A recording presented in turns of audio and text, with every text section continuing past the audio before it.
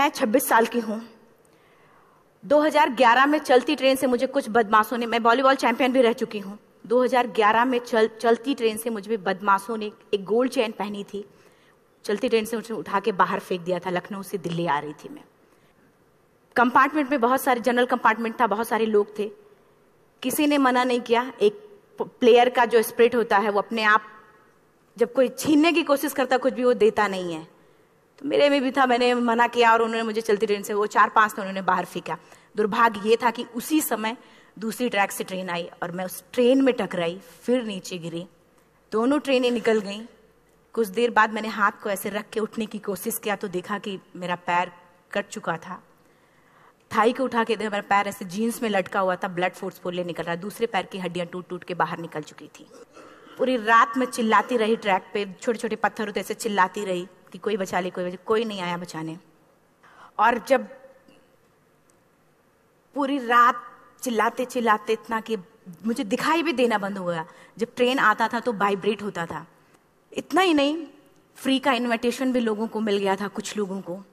Track पे आपने train की ट्रैक पे छोटे छोटे चूहे देखे होंगे, मेरे कटे हुए पैर पे आग के मेरे पैर कुतर रहे थे। मैं ब्रेन कॉन्शियस मेरा पूरा काम कर रहा था मेरे, लेकिन बॉडी में कोई भी मूवमेंट नहीं था। पूरे पल में वही चीजें सोच कि कैसे मैं अपने आप को कैसे बचा पाऊं। लेकिन करीब पूरी रात ऐसे बीता। सुबह गांव वालों ने मुझे बरेली डिस्ट्रिक्ट हॉस्पिटल यूपी में है, वहां पे हुआ था ये। सुबह गांव वालों ने मुझे उठाया, डिस्ट्रिक्ट हॉस्पिटल ले जाके रखा। तो फार्मासिस्ट, डॉक्टर, सीएम, जितने लोग थे आपस में बातें कर रहे, अरे हमारे पास तो एनेस्थीसिया नहीं है, ब्लड नहीं है, इसका इलाज शुरू करें तो हम कैसे करें। मुझे भी नहीं दिखाई तो नहीं, लेकिन मेरा सुनाई दे रहा था सब कुछ वहां पे। कहाँ से हिम्मत आई मुझ में, मुझे भी नहीं पता। मैंने बोला वहां पे कि सर जब मेरा पूरा पैर कटा, तब मैंने इतनी देर रेलवे ट्रैक पे थी, मैं उस चीज को बर्दाश्त किया, तो अभी तो आप मेरे अच्छे के लिए मेरे पैर काटेंगे। शायद आपको यकीन नहीं होगा, या फिर कभी आप लोगों ने ये चीज नहीं देखी, कोई डॉक्टर या फार्मासिस्ट अपना ब्लड दे के किसी पेशेंट को बचाया। मेरी इस बात को सुनने के बाद वहां के डॉक्टर और फार्मासिस्ट दोनों ने 1-1 यूनिट ब्लड दिया और मेरे पैर को बिना एनेस्थीसिया अलग कर दिया गया। आज भी मैं उस दर्द को महसूस करती हूँ। जब भी मैं जब बोलती हूँ तब मैं वो चीजें महसूस करती हूँ। उसके बाद जब बात मीडिया में आई, लोगों को पता चला कि रिमा नेशनल प्लेयर है, KGMC king George medical college Lucknow में एडमिट करा, लखनऊ से फिर sport minister, AIIMS trauma centre Delhi. तब तक सब ठीक ठाक चल रहा था, प्लेयर होने की वजह से अच्छा ट्रीटमेंट मिलना शुरू हुआ। करीब 4 महीने मैं एम्स में रही। एम्स में रहने के बाद जब मैं थोड़ा ठीक हुई, करीब 25 दिन बाद जब ठीक हुई, न्यूज़पेपर में गोल गोल लिख के आ रहे कि अरुणिमा के पास टिकट नहीं था, अरुणिमा ट्रेन से कूद गई। उसका खंडन किया घर वालों ने, फिर बोला कि अरुणिमा सुसाइड करने गई थी। जिस लड़की का शरीर का एक अंग कट चुका, पूरी जिंदगी का पता नहीं कि व्हील चेयर है, बैसाखी या पता, यहाँ तक कि मेरे स्पाइन में 3 फ्रैक्चर था, मुझे ये भी नहीं पता था कि मैं बेड से उठ भी पाऊंगी कि नहीं। अंदाजा लगाया जा सकता, सिर्फ अंदाजा लगाया जा सकता है कि उसकी दिलो दिमाग पे क्या चल रहा होगा, उस परिवार की क्या स्थिति रही होगी जब जिस परिवार की एक यंग एज लड़की का इस तरीके का सिचुएशन हुआ हो। फिर भी कहते हैं कि जहां चाह होती वहां राह मिली जाती है। एम्स के हॉस्पिटल के बेड पे मैंने डिसाइड किया, क्योंकि अपनी बातें हम चिल्ला चिल्ला के करें, वो सिस्टम की इतनी हाई लेवल की बातें हो रही थी कि हम एक मध्यम वर्गीय फैमिली से थे, हम अपनी बातें चिल्ला चिल्ला के कह रहे थे, लेकिन कोई नहीं सुन रहा था। लेकिन कहते हैं मैंने अपने दिल, दिमाग, अंतरात्मा से ये चीज सोच लिया कि ठीक है, आज आपका दिन है, जितना चाहो बोल लो, एक दिन तो मेरा दिन आने वाला, मैं प्रूफ कर दूंगी कि मैं क्या हूं, मैं क्या थी, ये मैं प्रूफ कर दूंगी। हॉस्पिटल के बेड पे डिसाइड किया वॉलीबॉल नहीं, लाइफ का सबसे टफ गेम करना है, तब मैंने माउंटेनिंग चुना। जब मैंने माउंटेनिंग कहने और करने में बहुत फर्क होता है। जब मैंने माउंटेनिंग की बात सोची और लोगों के सामने, सबसे बड़ी चीज थी सही गाइडेंस में ट्रेनिंग लेना, दूसरा स्पॉन्सरशिप। इतना बड़ा एक साथ तो मैंने 40 से 50 लाख मैंने वाकई में कभी नहीं देखे थे पहले। मेरे लिए बहुत बड़ी चीज थी वो इकट्ठा कर पाना। जब मैंने लोगों के सामने रखा कि मैं माउंटेनिंग करना चाहती हूँ, एवरेस्ट के लिए मुझे ट्राई करना है, हर किसी ने मुझे बोला कि क्या है, पागल हो चुकी हो क्या, तुम्हारा दिमाग खराब हो चुका, तुम कभी नहीं कर सकती माउंटेनिंग। एक पैर आर्टिफिशियल है, दूसरे में रॉड है, और तुम्हारा दिमाग खराब है, स्पाइन में भी फ्रैक्चर है, तुम पागल होगे, चुपचाप कोई नौकरी करो, जीवन यापन करो। क्योंकि लोगों का सबसे बड़ा प्रॉब्लम ये होता है, लोग फिजिकल देखते, पैरों को मेरी अंतरात्मा में क्या चल रहा था वो तो किसी को पता ही नहीं था। मुझे लगता है कि आज यहाँ पे मैं भी सुबह से देख रही हूँ, इतने अच्छी अच्छी चीजें मैंने सीखी यहाँ पे। बहुत बड़े बड़े स्पीकर को शायद आप लोगों ने भी सुना। आज मैं भी आपको यहाँ पे कि चाहे जितना मोटिवेट करूं, चाहे जितना चीजें मैं बताऊं, लेकिन मुझे लगता है सबसे बड़ा मोटिवेटर कौन होता? आप खुद। जिस दिन किसी भी लक्ष्य के प्रति आपकी अंतरात्मा जाग गई, आपको कोई नहीं रोक सकता उस लक्ष्य को पाने में। ये मैं किताब से बातें नहीं बोल रही हूँ, ये मैं एक एक पल मैंने मैं कोई भी किताब की बातें नहीं, एक एक पल आज जो मेरा 26 साल का एक्सपीरियंस है वो मैं बता रही हूँ सिर्फ आपको। उसके बाद किसी तरीके से मैनेज किया मैंने। भाई साहब, मेरा परिवार मेरा बैकबोन था। परिवार ने मुझे, भाई साहब ने मुझे कहा कि मैडम बछेंद्री पाल जिन्होंने 1984 में एवरेस्ट समिट किया, उनसे मिलते हैं, वो जरूर कुछ ना कुछ करेंगे। हॉस्पिटल से निकलने के बाद मेरे राइट लेग में स्टिचेस लगी थी। मैंने डायरेक्टली घर जाने की बजाय, जब लोग ये सोचते कि मुझे अपना जीवन यापन कैसे करना है, जब लोग ये सोचते हैं कि मुझे अपनी जिंदगी के, मेरे दिमाग में सिर्फ 2 चीजें चल रही थी, मुझे इनका जवाब कैसे देना है और एवरेस्ट समिट कैसे करना है। फर्स्ट तुरंत गए बछेंद्री मैम के पास। जब मिले, मैम ने फर्स्ट टाइम जब मुझे देखा तो उन्होंने कहा, अरुणिमा, उनकी आंखों में आंसू आ गए। उन्होंने बोला, अरुणिमा, तूने ऐसी हालात में एवरेस्ट जैसे दुरूह पहाड़ के बारे में सोचा तो तूने अपने अंदर तो एवरेस्ट फतह कर लिया, अब तो सिर्फ लोगों के लिए। मेरे परिवार को छोड़ के बाहर की पहली ऐसी महिला थी जिन्होंने मुझ पे भरोसा किया था कि हाँ अरुणिमा, तुम कर सकती हो। मेरे लिए वही बहुत बड़ी चीज थी। प्लानिंग भी कर ली, मैम भी मिल गई, सब हो गया। लेकिन जब उतरते हैं फील्ड में तब पता चलता कि हम क्या हैं। रोड हेड से मैं पहुंच गई। मैडम ने कहा कि ठीक है, तुम्हारे कहने, तुम्हारे सोचने से कुछ नहीं होगा अरुणिमा, प्रूफ करो कि कर सकती हो। मैंने कहा बस एक मौका चाहिए मुझे। वाकई में जब मैं माउंटेन में पहुंची, रोड हेड से बेस कैंप लोगों को 2 मिनट लगता था, मुझे 3-3 घंटे लगते थे, क्योंकि मेरे राइट लेग की हड्डियां भी नहीं जुड़ी थी। लेफ्ट मेरा आर्टिफिशियल लग चुका था, लेकिन स्टंप एकदम रेड, उसका मतलब घाव एकदम नए थे। मैं अगर पैर रखती थी तो मेरे पैर से जोर से अगर दबा देती थी तो पैर से मेरे ब्लड आने लगता था। सारे लोग नॉर्मल थे वहां पे। हर कोई ये बोलता कि एक पीक के लिए जाते थे तो हर कोई मुझे ये बोलता कि अरुणिमा, तुम धीरे धीरे आओ। मेरे दिमाग में हर बार यही बात चलती थी कि क्या है, मैंने एवरेस्ट का प्लान किया, मैं इनके बराबर भी नहीं चल पा रही हूँ। खुद से संकल्प लिया कि कोई बात नहीं, एक दिन ऐसा आएगा कि मैं इनसे पहले जाऊंगी। और आपको शायद यकीन ना हो, आने वाले 8 महीने बाद पूरा का पूरा वेट उठा के बेस कैंप से साथ निकलते और टॉप पे पहले पहुंचते। ऐसे करके देखते थे कि अरे ये लोग तो पीछे। खुशी होती थी। उससे भी ज्यादा मुझे खुशी तब होना शुरू हुआ जब वो सारे लोग आके मुझसे ये पूछते, मैडम खाते क्या हो, बता दो। पैर नहीं है फिर भी कैसे चलते हो। उसके बाद पूरा मुझे स्पॉन्सरशिप मिला। मैं जब एवरेस्ट के लिए गई, मेरे लिए सबसे बड़ा, एवरेस्ट की जर्नी में मेरे सबसे बड़ा चैलेंज यही था कि दूसरे को समझा पाना। मैं नहीं समझा पाती कि भाई मैं कर सकती हूँ। जब मैं एवरेस्ट के लिए, शेरपा होता, शेरपा को जब ये बात पता चला कि मेरा प्रोस्थेटिक लेग है, आर्टिफिशियल लेग है, दूसरे में रॉड, बोला नहीं ले जा सकता, इसकी वजह से तो मेरी भी जान जाएगी। मैडम ने, हमने सबने कन्विंस किया किसी तरीके से। मन वाकई में जो टीवी में हम और उसमें फोटोज में देखते हैं, ब्लू और ग्रीन आइस, हिला देने वाला होता। जितना सुंदर दिखता उतना ही हिला देने वाला होता। जब मैं, हमारे ग्रुप में 6 लोग थे, रॉकी एरिया तक मैं सबसे पहले थी, लेकिन जैसे ही मैं ग्रीन और ब्लू आइस में गई, मेरा आर्टिफिशियल लेग स्लिप कर जाता था। फ्रंट पॉइंटिंग से, जब मैं फ्रंट क्रैम्पोन से फ्रंट पॉइंटिंग मारती थी, लेफ्ट से पेन होता था तब भी करते, लेकिन आर्टिफिशियल जैसे फ्रंट पॉइंटिंग मूव हो जाता, मेरा पैर ही मूव हो जाता था। शेरपा मुझे बोला नहीं हो सकता अरुणिमा, जबरदस्ती मत करो। मैंने कहा कुछ नहीं, ये मेरा पैर है, मैं जानती हूं कैसे चलेगा। फाइनली 1, 2 बार, 3 बार करने, 4 बार, 5 बार होल हो जाता था। आइस थोड़ा टूट के निकलता था तो मैं वहां पैर रख के जाती थी।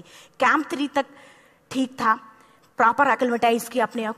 कैंप 3 तक जनरली गए।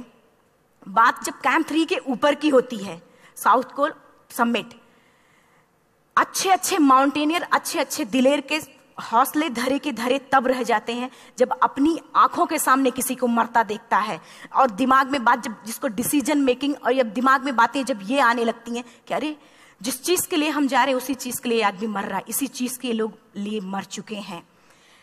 रात में क्लाइंबिंग, ज्यादा से ज्यादा माउंटेनिंग रात में की जाती है क्योंकि वेदर शांत होता है। जब मैं रात में निकली साउथ कोल से, कैंप 4 से, मेरी हेडलाइट जिधर ही हेडलाइट जा रही थी उधर ही डेड बॉडीज मुझे नजर आ रही थी। मेरे रोंगटे खड़े हो रहे थे। मुझे समझ में नहीं आ रहा था कि मैं करूं तो क्या करूं। इतना ही नहीं, मैं जिस रोप में थी उसी रोप में जब मैं आगे जा रही हूं और एक बांग्लादेशी, उनका हाथ हल्का हल्का ऐसे हिल रहा, मुंह से आवाज आ रही थी। मैं एक्सप्लेन नहीं कर सकती मुझे कितना डर लग रहा था। बार बार ये बार बार मन में आती, इसका ऑक्सीजन खत्म हुआ है, ये मर चुका है लास्ट सिचुएशन में, और हम कुछ नहीं कर पा रहे हैं, क्या करें। उसके बाद मैंने 10 से 15 मिनट सिर्फ मैं वहां खड़ी रही। मैंने सिर्फ इतना बोला कि अगर आप सभी में से सभी ने एवरेस्ट सबमिट कर लिया तब तो ठीक है, अगर नहीं सबमिट किया है मैं सबके लिए एवरेस्ट सबमिट करूंगी और जिंदा वापस जाऊंगी। क्योंकि जैसा हम सोचते हैं हमारी बॉडी उसी तरीके से जनरेट करना शुरू करती है। मैंने डेड बॉडी, क्योंकि जा ही नहीं सकते थे किनारे से, उसी रोप में वो एंकर है, डेड बॉडी को लांगी और लांग के जाना शुरू किया। हिलेरी स्टेप साउथ समिट के करीब जब मैं खुद पहुंची, मेरे शेरपा ने एक जोर से झटका मुझे दिया कि अरुणिमा वापस चलो, तुम्हारा ऑक्सीजन खत्म हो रहा है। हिलेरी स्टेप के बाद एवरेस्ट समिट है, थोड़ा चलने के बाद एवरेस्ट समिट है। अगर कोई आपसे ये बोले, आप अपने टारगेट के इतने करीब हो, अगर कोई आपसे ये बोले कि अरुणिमा वापस चलो, कैसा लगता है। मैंने भी यही बोला, सर क्या बोल रहे हो आप, मैं नहीं जाऊंगी वापस। बोले अरुणिमा जिंदगी रही, दोबारा ट्राई करना और एवरेस्ट समिट हो जाएगा दोबारा तुम्हारा। मैंने कहा नहीं, ये आप जिंदगी में गोल्ड चांस बार बार नहीं आते, लाइफ में कभी कभी आता है, ये आपके ऊपर आता, आप उसको पकड़ के रखते हो या फिर छोड़ देते हो। मैं अपना गोल्ड चांस कभी नहीं, क्योंकि मैं जानती थी मुझे स्पॉन्सरशिप बहुत मुश्किल से मिला, एक बार अगर मैं छोड़ देती दोबारा मुझे कभी नहीं मिलता। मैं बहुत अच्छी तरीके से जानती थी। मेरा फाइनली मुझे बछेंद्री मैम ने भी एक बार बात समझाई थी, मेरी माँ ने मुझे एक बात बताया था कि लाइफ में कभी कभी सिचुएशन ऐसी आती है जब सिर्फ आप अकेले होते हो, डिसीजन सिर्फ आपको लेना होता है। जहां पे भी होना, खड़े होकर हल्का सा पीछे मुड़कर देखना और ये सोचना कि आप एक एक कदम चल के यहां तक पहुंचे हो, सिर्फ अपना एक कदम आगे बढ़ाना, तुम देखना कुछ देर बाद तुम टॉप पे होगी। मेरे दिमाग में उनकी बातें वीडियो की तरह चल रही थी और सिर्फ एवरेस्ट का टॉप चल रहा था। मैंने शेरपा को पहले कन्विंस करने की कोशिश की कि भाई चल, कुछ नहीं होगा भाई चल। फाइनली जब वो नहीं माना, मैंने एक कदम आगे बढ़ाया, डिसीजन लिया कि नहीं, जाना ही जाना है। आगे बढ़े, करीब 1 से 1.5 घंटे बाद मैं टॉप पे थी। और इतना ही नहीं, आज भी मैं जितनी बार बोलती हूं उतनी बार मैं महसूस करती हूं, मेरे रोंगटे खड़े हो जाते हैं, मेरा दोनों हाथ ऊपर करके जोर जोर चिल्लाने का मन कर रहा, इतनी जोर से चिल्लाऊं कि सबको बता दूं कि आज मैं टॉप ऑफ द वर्ल्ड पे हूं। उन लोगों को बता दूं जो लोग ये सोचते हैं, लड़की, दूसरे विकलांग, तीसरे मिडिल क्लास में, जो लोग एक बार हार के फिर दोबारा लड़ना नहीं चाहते, जो लोग हारने के बाद सोचते हैं कि हम दोबारा कुछ कर नहीं सकते, उन लोगों को मैं चिल्ला चिल्ला के टॉप से बताना चाहती थी कि नहीं, आप सब कुछ कर सकते हो। सिर्फ एक सोच की विकलांगता, हैंडीकैप आदमी यहां से होता है, यहां से नहीं। अगर यहां से जो आदमी विकलांग है तो नॉर्मल आदमी भी विकलांग है, जो अगर यहां से विकलांग है। चिल्ला चिल्ला के मैं बताना चाहती थी। मैंने शेरपा से कहा कि आप एक फोटो खींच लो, क्योंकि सारे लोग फोटो, अपना नेशनल फ्लैग का जो वैल्यू होती है ना, वो जो हम कहीं बाहर होते हैं तो पता चलता है। मुझे भी बहुत खुशी हो रही थी, फ्लैग को हग किया और बोला फोटो खींचो। बोला पागल हो गई है, तेरा ऑक्सीजन कभी भी खत्म हो जाएगा, नीचे चल। नहीं, फोटो खींच लो। फोटो खींचा उसने। वो तो अगली बार इतना तेज गुस्सा हुआ, मैंने उसको बोला कि भाई वीडियो भी बना ले। 848 की हाइट पे ऑक्सीजन खत्म हो रहा है, आज हम भी हंस रहे हैं आप लोगों के साथ क्योंकि यहाँ पूरा ऑक्सीजन है। और 8848 की हाइट पे जब मुझे शेरपा, कोई भी शेरपा को बोलेगा भाई वीडियो बना, तो परेशान हो जाएगा, पागल हो चुकी कि तुम मर जाए, मैं जा रहा हूं नीचे। मैंने कहा नहीं, कुछ नहीं होगा, आप बनाओ वीडियो। किसी तरीके से मन में 4-5 पेयर बैटरी रख के लेके गई कि डिस्पोजल कैमरा, एक अलग कैमरा की, मतलब एक नहीं काम करेगा तो दूसरा करेगा, प्रॉपर प्लानिंग से। शायद आप लोग भी सोचो कि वाकई में लड़की को इतना बड़ा रिस्क लेने की क्या जरूरत थी, कि जिंदगी कभी भी जा सकती थी इसकी। लेकिन मैंने वो रिस्क लिया क्यों? क्योंकि मैं चाहती थी, कहीं ना कहीं से मेरे भी दिमाग में ये बात आ चुका था कि मैं जिंदा वापस ना जाऊं। मैं चाहती थी कि अगर मैं जिंदा ना जाऊं तो ये वीडियो मेरे इंडिया, शेरपा से मैंने यही बात बोली, ये वीडियो अगर मैं जिंदा नहीं जाती, ये वीडियो मेरे इंडिया पहुंचा देना, मेरे यूथ तक चला जाएगा। क्योंकि मैं चाहती थी कि 11 अप्रैल 2011 को मेरा एक्सीडेंट हुआ, 21 मई 2013 10:55 पे मैं टॉप ऑफ द वर्ल्ड पे थी। ऑलमोस्ट 1 से 2 साल के अंदर कैसे? यहां से मैंने ये चीज, मैंने कभी भी कामयाब होने के, मेरी वो जिंदगी बन चुकी थी, मेरा जुनून बन चुका था, मेरा पैशन मेरा जिद बन चुका था। वो मेरा सोते उठते बैठते सिर्फ मुझे एवरेस्ट दिखाई जाए। और मुझे लगता है किसी को भी अगर अपना लक्ष्य पाना है, यहां से अगर वो पागलपन जब तक नहीं आएगा तब तक नहीं होगा। वो फाइनली उसने वीडियो बनाया।